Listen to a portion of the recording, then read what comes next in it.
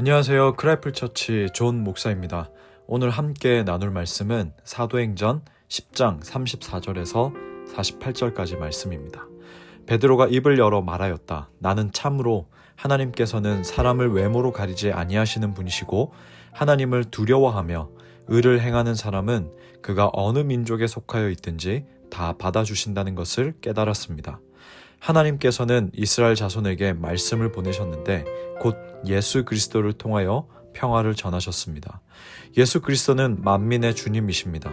여러분이 아시는 대로 이 일은 요한의 세례 사역이 끝난 뒤에 갈릴리에서 시작하여서 온 유대 지방에서 이루어졌습니다.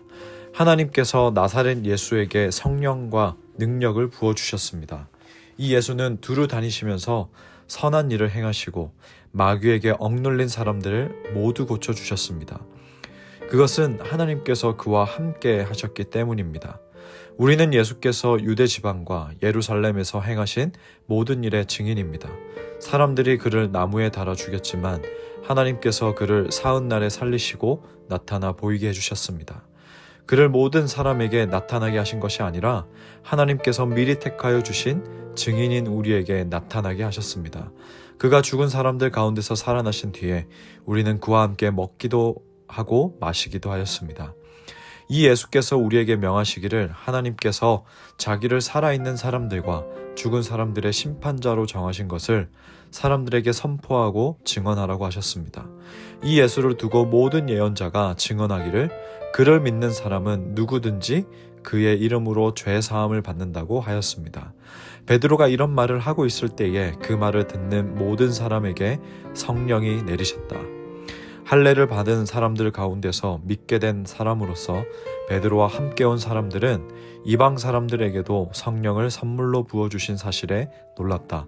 그들은 이방 사람들이 방언으로 말하는 것과 하나님을 높이 찬양하는 것을 들었기 때문이다. 그때 베드로가 말하였다. 이 사람들도 우리와 마찬가지로 성령을 받았으니 이들에게 물로 세례를 주는 일을 누가 막을 수 있겠습니까? 그런 다음에 그는 그들에게 명해서 예수 그리스도의 이름으로 세례를 받게 하였다.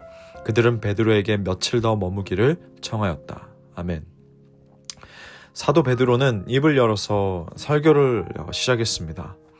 베드로는 예수 그리스도의 그 화평의 복음에 대해서 간단하지만 아주 체계적으로 요한의 세례부터 시작해서 십자가 사건까지 부활까지 설명합니다.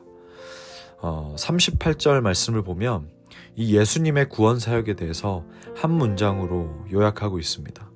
예수님이 세례 요한에게서 세례를 받으실 때에 하나님께서 예수님에게 성령을 부어주셨고 이후에 예수님은 두루 다니시면서 선한 일을 행하시고 마귀에게 눌린 모든 사람을 고치셨다라고 말합니다. 이 선한 일은 고통받는 사람들에게 사랑과 자비를 베푸신 일, 그리고 아픈 사람들을 치유하신 일들을 말합니다.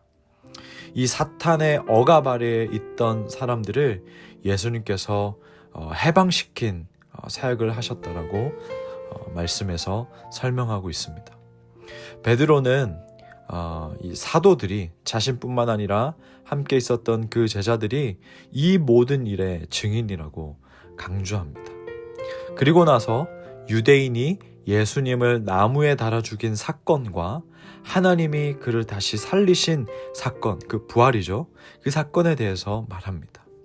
예수님은 나무에 달려 죽임을 당했으나 하나님이 3일 만에 살리셨고 자신들에게 나타나셨다.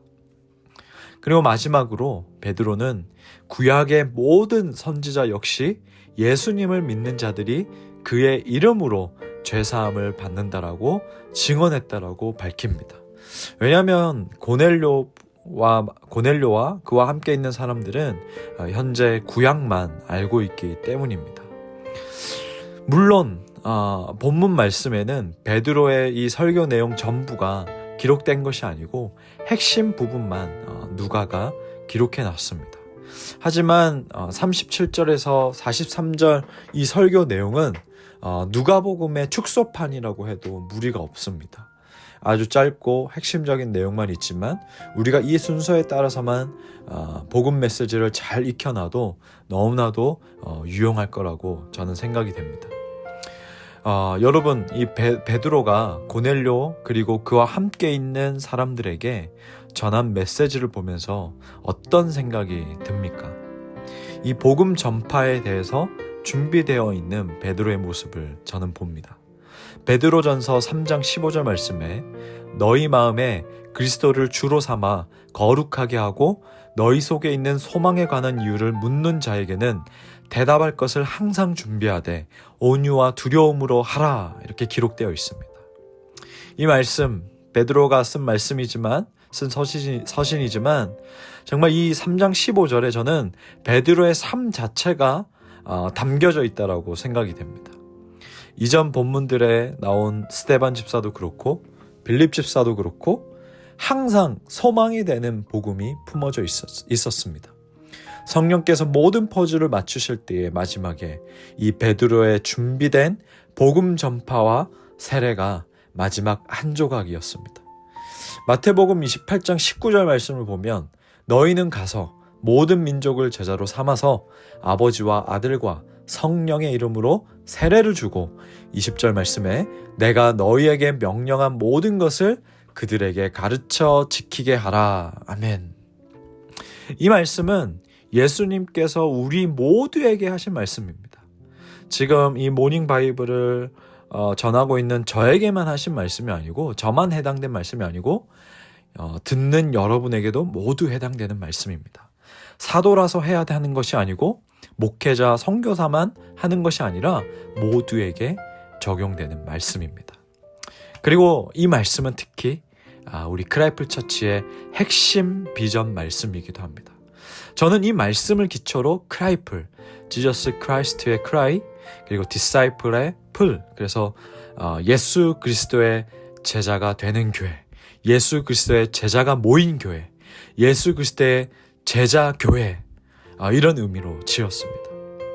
예수님의 말씀을 품고 살아가는 자가 어느 도시, 어느 자리에 있든지 간에 교회라는 그런 의미로 유튜브 메인 화면에 있는 그 이미지 있죠. 십자가가 있고 12제자가 이렇게 모여있는 그림이 있고 그리고 교회가 있는 그 이미지를 만든 것입니다. 예수님의 말씀을 품고 준비된 살아가는 자, 준비된 자가 어느 도시 어느 자리에 있든 교회다, 움직이는 교회다, 살아있는 교회다, 이런 의미입니다.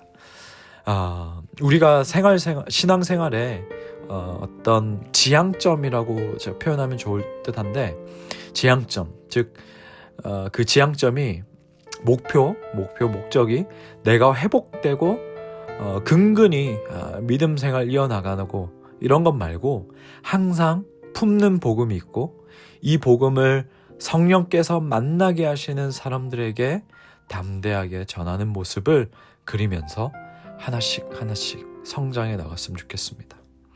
먼저는 자신의 삶에서 복음이 소망이 되도록 살아가고 힘쓰고 또 말씀과 기도로 채우고 그 다음 소망의 복음을 항상 품으며 언제든지 전파할 수 있는 복음 준비자가 되기를 주님 이름으로 축복합니다. 기도하겠습니다. 하나님 아버지, 오늘도 이 말씀을 허락해 주셔서 감사합니다. 하나님의 주도적인 그 이끄심에 따라서 마지막 퍼즐 한 조각이 베드로가 그 소망의 복음을 전파하고 세례를 주는 모습이라는 것을 우리가 함께 나눴습니다. 베드로의 삶에 담겨져 있는 그 메시지, 항상 그리스도를 주로 삼아서 거룩하게 하고 너희 속에 있는 소망에 관한 그 이유를 묻는 자에게 대답할 것을 항상 준비하되 온유와 두려움으로 하라는 그 말씀이 우리의 말씀이 되길 원합니다. 우리의 삶에서 복음만이 소망이 되기를 간절히 원하고 또 이 소망의 복음을 전할 준비가 되는 자로 살아가게 하여 주시옵소서. 이 예수 그리스도의 말씀을 품고 살아가는 자들이 어디에 있든지 간에 살아있는 교회, 움직이는 교회라는 것을 알고 우리가 정말 진정한 교회로서 이 땅에서 살아가기를 간절히 원합니다. 성령님 도와주시고 인도해 주시고 가르쳐 주시고 항상 우리를 붙들어 주시옵소서. 예수님의 이름으로 기도합나이다. 아멘.